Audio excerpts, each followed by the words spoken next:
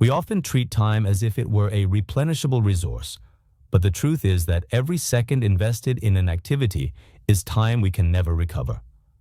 Darius Foroux opened his book with a powerful irony. While he was in the middle of a business crisis, being blocked from his essential email provider, he didn't spiral into anger or blame. Instead, he immediately started writing this book. He realized that life doesn't stop for our problems, and every second brings us closer to death. This mindset shift is the foundation of his philosophy. You are not your job or your bank account. You are your actions, and your actions reveal your true character. If you want a better life tomorrow, you must spend your time in a way today that makes that future possible. Procrastination is not a sign of laziness.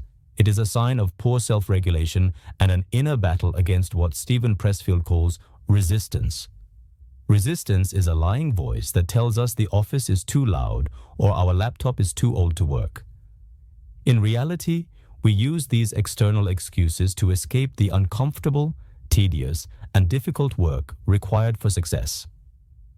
Research published by the American Psychological Society highlights that while procrastinators might feel better in the short term, they suffer long-term consequences, including depression, low self-esteem, anxiety, and chronic stress. To win this battle, you must stop relying on willpower, which is a finite resource, and start building systems. One of the most profound shifts Foroux suggests is managing your attention rather than just your time. Distractions are a natural part of life, and they cannot interrupt you without your permission. When you find your focus slipping, you are likely suffering from low serotonin activity, which regulates delayed gratification and long-term planning. A simple scientific hack to fix this is to spend a few minutes remembering past successes. This mental exercise stimulates serotonin production in the part of the brain that controls attention. Additionally, you must practice aggressive elimination. We accumulate ideas just like physical objects, and having too many good ideas, like Foroux's own distracting attempt to become a YouTuber, can paralyze your ability to do the work you actually love and excel at.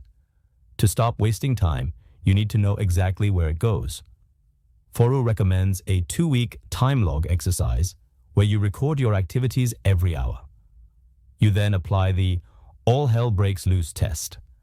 Look at each activity and ask if everything would fall apart if you stop doing it. If the answer is nothing would happen, you have found a time waster that must be eliminated. This clarity allows you to implement a 30-minute evening ritual to close the day.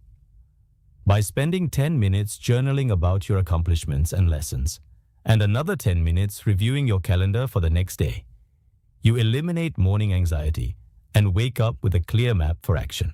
Success is rarely the result of one giant leap. It is the result of small things done every single day.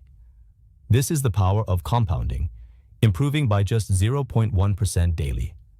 Whether it is building a strong body, a large investment portfolio, or a new skill, consistency is the only path. However, Foroux warns that you can also compound negative things like complaining or eating junk food. To maintain the patience required for this long-term growth, he suggests living as if you are immortal. When you stop feeling the pressure to succeed overnight, you make better, more respectful decisions and treat your future self with more care by saving and investing today.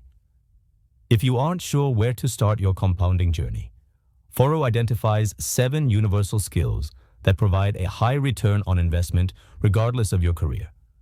These include self-discipline, the ability to ignore the "I don't want to" voice, personal effectiveness, communication, negotiation, persuasion, physical strength, and mental toughness.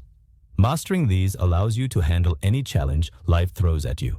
Ultimately, a productive life is about shifting from a passive state of regret to an active state where you are in charge of your head and your time.